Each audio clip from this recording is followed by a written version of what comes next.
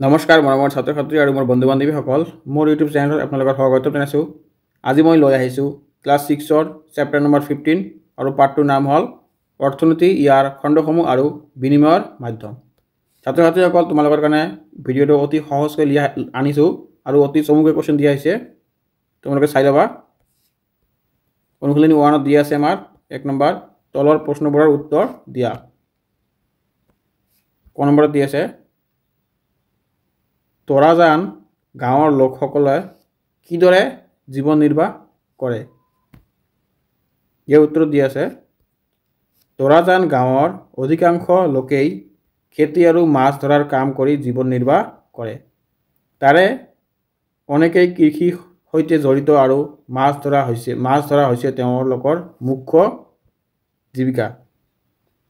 তাৰপিছত খ নম্বৰত দি আছে তোমাৰ গাঁও অথবা চহৰত সৰ্বাধিক প্ৰচলিত অৰ্থনৈতিক কামৰ উদাহৰণ দিয়া। ছাত্ৰ ছাত্ৰীসকল ইয়াত দিয়া হৈছে উদাহৰণ হিচাপে মোৰ গাঁৱত সৰ্বাধিক প্ৰচলিত অৰ্থনৈতিক কাম হৈছে খেতি, দুগ্ধ আৰু উৎপাদন আৰু কামাৰশালাৰ কাম।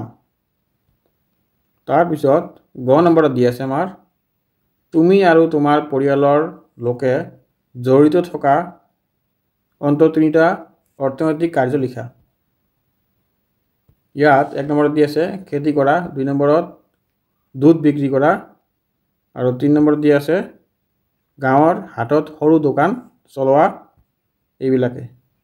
তাৰপিছত 2 নম্বৰত দি আছে অৰ্থনৈতিক কাৰ্য আৰু অনাঅৰ্থনৈতিক কাৰ্যৰ মাজত থকা পাৰ্থক্য কি, প্ৰত্যেকৰে কাৰ্য উদাহৰণসহ ব্যাখ্যা কৰা।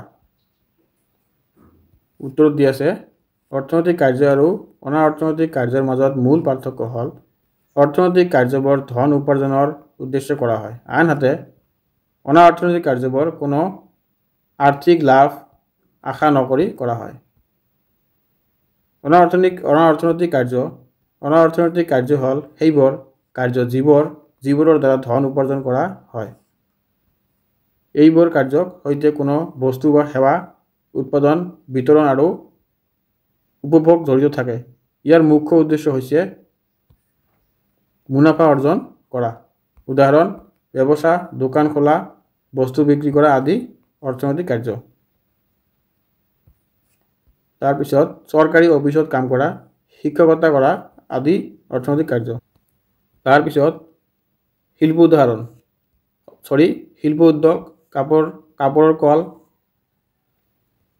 ফাৰ্মাচিউটিকেল উদ্যোগ আদি অৰ্থনৈতিক কাৰ্য। তাৰপিছত কৃষি খেতি কৰা, পশুধন পোহা আদি অৰ্থনৈতিক কাৰ্য। সেৱা খাত, ডক্তৰ, উকিল, শিক্ষক আদি অৰ্থনৈতিক কাৰ্য। আনহাতে অনাঅৰ্থনৈতিক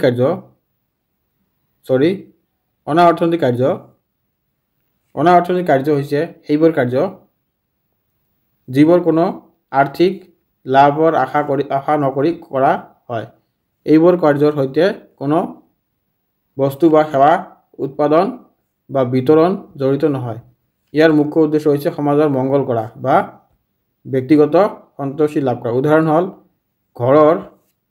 ঘৰুৱা কাম, ঘৰৰ কাম কৰা, ল'ৰা ছোৱালীক চোৱা চিন্তা কৰা আদি অনাঅৰ্থনৈতিক কাৰ্য। সমাজ সেৱা, স্বেচ্ছাসেৱক হিচাপে কাম কৰা, দুখীয়া লোকক সহায় কৰা আদি অনাঅৰ্থনৈতিক কাৰ্য। তাৰপিছত তোমাৰ 3 নম্বৰত দি আছে তোমালোকৰ নিজৰ এলেকাত প্ৰচলিত অনাঅৰ্থনৈতিক কাৰ্য এটাৰ উদাহৰণ দিয়া আৰু সেই কাৰ্যটোক কিয় অনাঅৰ্থনৈতিক কাৰ্য হিচাপে বিবেচনা কৰা হৈছে, সমাজৰ কল্যাণৰ হকে সেই কাৰ্যই কি অৰিহণা যোগাব। ইয়াৰ উত্তৰ দি আছে মোৰ এলেকাত অনেক মহিলাই বিনামূলীয়া শিক্ষাদান কৰে। এই কাৰ্যটোত তেওঁলোকে কোনো ধন নলয়, কেৱল সমাজৰ বাবে সহায় কৰে। সেয়েহে এই অনাঅৰ্থনৈতিক কাৰ্য গাঁৱৰ ছাত্ৰ ছাত্ৰীক শিক্ষাৰ সুবিধা দিয়ে আৰু সামগ্ৰিক সমাজ উন্নয়নলৈ অৰিহণা যোগায়। তাৰপিছত অনুশীলনী 2 1 নম্বৰ দিছে তলৰ প্ৰশ্নবোৰৰ উত্তৰ দিয়া। 1 নম্বৰ কত আছে আমাৰ ইয়াত অৰ্থনৈতিক মূল খণ্ড কেইটা কি কি উত্তৰ অৰ্থনৈতিক মূল খণ্ড হৈছে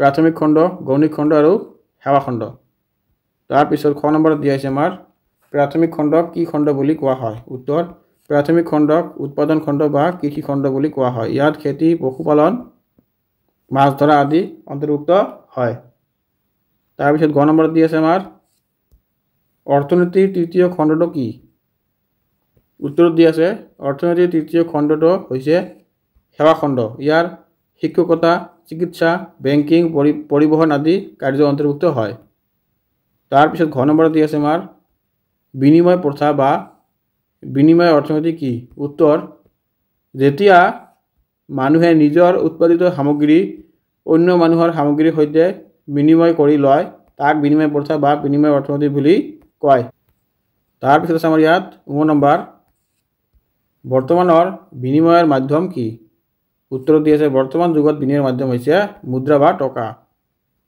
2 নম্বৰ দি আছে মুদ্ৰাৰ আৱিষ্কাৰে কেনেকৈ দ্ৰব্য সামগ্ৰীৰ হাল সলনিৰ পৰিৱৰ্তন আনিলে ব্যাখ্যা কৰা উত্তৰটো হ'ব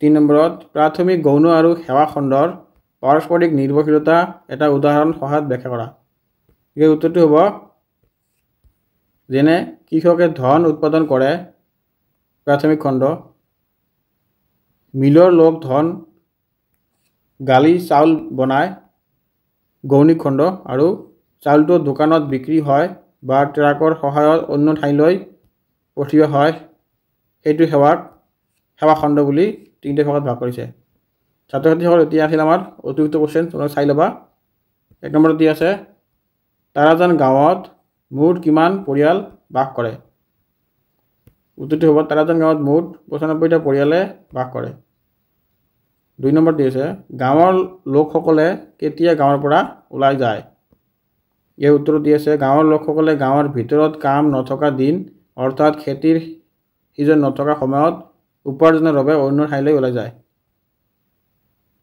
3 নম্বৰ দি আছে তাৰাজান গাঁৱৰ শিশু যুৱক আৰু বৃদ্ধসকলে কি ধৰণৰ কাম কৰে ইয়াৰ উত্তৰ দি আছে শিশুসকলে বিদ্যালয়লৈ যায় যুৱকসকলে মূল কামত জড়িত থাকে আৰু বৃদ্ধসকলে সাধাৰণতে জীৱন প্ৰভাৰ পৰ্যবেক্ষণ কৰে যদিও কিছুমানে মাছ ধৰে বা অন্য সহায়কাৰী কাম কৰে তাৰ পিছত 4 নম্বৰত সেৱা খণ্ডৰ তিনিটা উদাহৰণ দিয়া সেৱা খণ্ডৰ তিনিটা শিক্ষকতা চিকিৎসা আৰু পৰিবহন ছাত্ৰ ছাত্ৰীসকল ভিডিঅ'টো ইয়াতে শেষ কৰিলো তোমালোকৰ যদি ভিডিঅ'টো ভাল লাগিছে চেনেলটো সাবস্ক্ৰাইব কৰি ৰাখিব আৰু পাৰিলে লাইক কৰিব কমেন্ট কৰিব ধন্যবাদ